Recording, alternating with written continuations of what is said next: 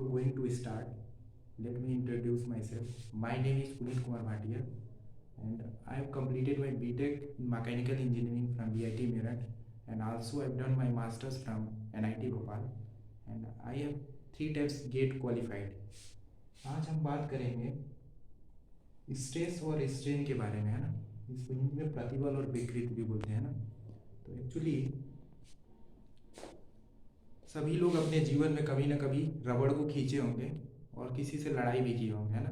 किसी को थप्पड़ भी मारे होंगे। तो जब थप्पड़ मारते हैं तो क्या होता है, थप्पड़ मारते हैं तो उल्टा हमें भी वो थप्पड़ मारता है, एक रिएक्शन मिलता है ना। तो उसी तरह मटेरियल भी बिहेव करता है ना, जस्ट लाइक ह्यूमन, है ना।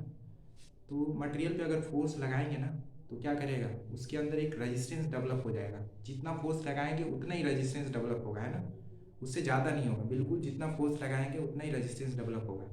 तो हम इसको मतलब एनालिसिस करने के लिए हम क्या कर रहे हैं, एक सर्कुलर क्रॉस सेक्शन का एक रॉड ले रहे हैं ना। सर्कुलर क्रॉस सेक्शन मतलब ये वाला एरिया सर्कल है ना। तो इस पे क्या लगा रहे हैं, फोर्स एफ लगा रहे हैं। क्या लगा रहे हैं, फोर्स एफ लगा रहे हैं। तो इसके अंदर फोर्स लगा रहे हैं तो क्या होगा, डेफिनेटली उसके अंदर एक रेजिस्टेंस डेवलप होगा, है ना। तो हम उस रेजिस्टेंस को पता लगाने के लिए क्या कर रहे हैं, यहाँ पे कि मान लो इस सेक्शन पे कुछ रेजिस्टेंस डेवलप हुआ है, तो यहाँ पे कट करके इस सेक्शन को यहाँ पे लिख रहे हैं ना, यहाँ पे बना रहे हैं डायग्राम, है ना, इस सेक्शन का, है ना। ये फोर्स हो गया। तो मानिए रेजिस्टेंस इसके जस्ट अपोजिट डेवलप होगा, है ना।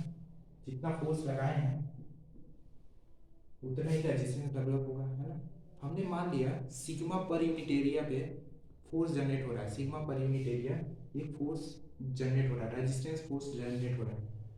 तो उसमें अगर सिग्मा में अगर इस क्रॉस सेक्शन एरिया से मल्टीप्लाई कर देंगे तो टोटल रेजिस्टेंस पता चल जाएगा हमें, कितना टोटल रेजिस्टेंस डेवलप हुआ है ना। तो अगर हम इसको इक्विलिब्रियम कंडीशन में लाते हैं तो net force in x direction should be zero, है ना। एक्स डायरेक्शन में फोर्स जीरो होना चाहिए, तभी तो सिस्टम हमारा ये वाला सिस्टम इक्विलिब्रियम में आएगा। ऐसे ही ये भी रहेगा, है ना। तो इसको देखते हैं, है ना। तो summation F x should be zero होना चाहिए फॉर इक्विलिब्रियम, है ना, इक्विलिब्रियम कंडीशन के लिए, है ना। तो अगर हम मान लेते हैं कोऑर्डिनेट एक्सिस में ये प्लस प्लस, इसको माइनस साइन लेते हैं, ये माइनस प्लस साइन होगा, है ना। ये माइनस साइन अगर होगा तो ये हो जाएगा प्लस साइन, है ना। तो हमारा क्या होगा, F minus sigma R equals to क्या होना चाहिए, जीरो होना चाहिए, है ना। एक्स डायरेक्शन में जो भी फोर्सेज है उसको जीरो कर देंगे, है ना। तो यहाँ से आर बराबर क्या हो जाएगा, एफ, है ना। अगर आर की वैल्यू रखें सिग्मा इंटू ए, आर की जगह पे क्या लिख सकते हैं हम, sigma into A equals to, तब क्या हो जाएगा एफ, है ना। तो सिग्मा बराबर क्या हो जाएगा, फोर्स बाई एरिया, है ना, फोर्स बाई एरिया। तो मतलब इस चीज को ऐसे डिफाइन कर सकते हैं, मतलब पर यूनिट एरिया में जितना रेजिस्टेंस फोर्स डेवलप होगा, है ना, पर यूनिट एरिया में कितना रेजिस्टेंस डेवलप हो रहा है फोर्स लगाने पे मटेरियल के अंदर, है ना, तो वो होगा रेजिस्टेंस स्ट्रेस, सॉरी। तो स्ट्रेस को डिफाइन कर इसका अगर यूनिट की बात करें तो क्या होगा, स्ट्रेस का यूनिट क्या होगा, न्यूटन। फोर्स का यूनिट क्या होगा, न्यूटन। एरिया की यूनिट क्या होगा, मीटर स्क्वायर, है ना। एरिया की यूनिट क्या होगा, मीटर स्क्वायर। तो न्यूटन पर मीटर स्क्वायर को क्या बोलते हैं, स्ट्रेस का यूनिट, है ना। इसी को क्या बोलते हैं, पास्कल। और ये प्रेशर का भी यूनिट है ना, एक्चुअली ये प्रेशर का भी यूनिट है, बचपन में पढ़े होंगे 9th क्लास में, 9th स्टैंडर्ड में, है ना। प्रेशर को डिफाइन करते हैं, उसको पास्कल से रिप्रेजेंट करते हैं, ना। पास्कल एक साइंटिस्ट था, तो उसी के नाम पे उसको पास्कल भी बोलते हैं। ये एक पास्कल बराबर होता है 1 न्यूटन पर मीटर स्क्वायर, है ना। तो एक्चुअली ये प्रेशर का भी यूनिट होता है, लेकिन स्ट्रेस का भी यूनिट आ गया, है ना।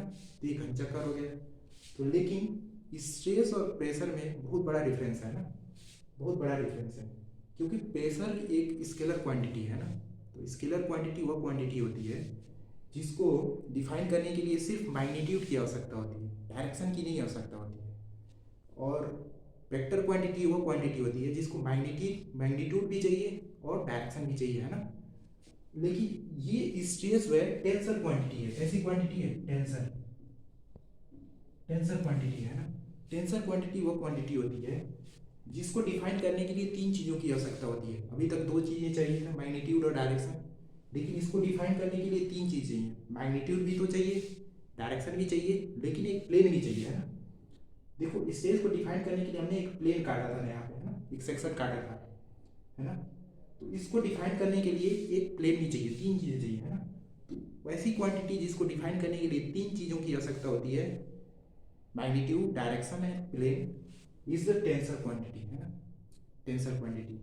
अब हम बात करेंगे, अभी स्ट्रेस की बात कर चुके हैं, अब हम आगे बात करेंगे स्ट्रेन के बारे में, है ना, विकृति जिसको हिंदी में बोलते हैं। अब विकृति क्या होगा, अभी मैं बताया था कि बचपन में कभी न कभी चाहे कभी भी खींचे होंगे रबड़ को, है ना, खींचे होंगे रबड़ को, खींचे होंगे। तो मान लिया हम यहाँ पे सर्कुलर एक रबड़ है ना, लंबा सा रबड़ है, उस पर लगा रहे हैं फोर्स, क्या लगा रहे हैं, फोर्स, उसको खींच रहे हैं, है ना।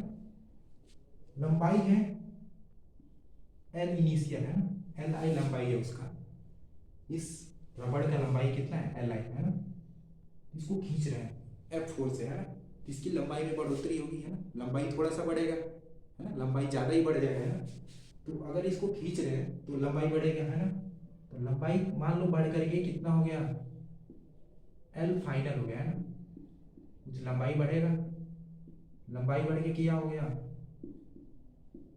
एल फाइनल हो गया। तो विकृति जो है, स्ट्रेन जो है डिफाइन होता है, उसको एप्सिलॉन से रिप्रेजेंट करते हैं, is the ratio of the change in length divide by original length, है ना। तो चेंज इन लेंथ कितना होगा, उसको डेल्टा एल से रिप्रेजेंट करते हैं, और ओरिजिनल लेंथ को एल से रिप्रेजेंट करते हैं। तो चेंज इन लेंथ कितना होता है, कितना होगा, L final minus L initial. Final length में से इनिशियल लेंथ को माइनस करेंगे तो क्या हो जाएगा, चेंज इन लेंथ पता चल जाएगा। तो L final minus L initial divide by L initial कितना है, ओरिजिनल लेंथ कितना है, एल लाइन, है ना। Strain is the ratio of the change in length bye original length. इसके यूनिट की अगर हम बात करें तो यूनिट कितना होगा, चेंज इन लेंथ एक लेंथ ही है ना, तो कितना यूनिट होगा उसका, मीटर होगा, है ना। लेंथ का यूनिट क्या होता है, मीटर, और यहाँ पर भी लेंथ है नीचे, तो उसका भी यूनिट होगा मीटर।